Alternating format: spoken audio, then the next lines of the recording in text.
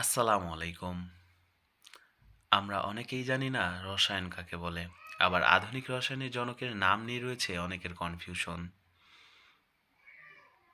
আজকে আমরা জানব রসায়ন কাকে বলে এবং আধুনিক রসায়নের জনক কে। তার আগে অবশ্যই আমাদের ফেসবুক পেজটি ফলো করুন এবং ইউটিউব চ্যানেল সাবস্ক্রাইব করুন। বিজ্ঞানের যে শাখায় পদার্থের গঠন, পদার্থের ধর্ম এবং পদার্থের পারস্পরিক রূপান্তর ইত্যাদি নিয়ে আলোচনা করা হয় তাকে রসায়ন বলে। সর্বপ্রথম গবেষণাগারে রসায়ন চর্চা শুরু করেন জাবির ইবনে হাইয়ান। এজন্য তাকে অনেক সময় রসায়নের জনক বলা হয়ে থাকে। তবে রসায়নের প্রকৃত রহস্য উদ্ভাবনে রসায়ন চর্চা প্রথম শুরু করেন অ্যান্টনি ল্যাভোইসিকে, Robert Boyle, sir Francis Bacon এবং জন ডাল্টন সহ অন্যান্য বিজ্ঞানী।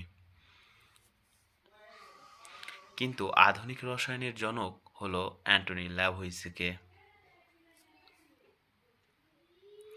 এইরকম ভিডিও প্রতিদিন পেতে অবশ্যই আমাদের ফেসবুক পেজটি ফলো করুন এবং ইউটিউব চ্যানেল সাবস্ক্রাইব করুন। সায়েম শফিউর, আসসালামু আলাইকুম।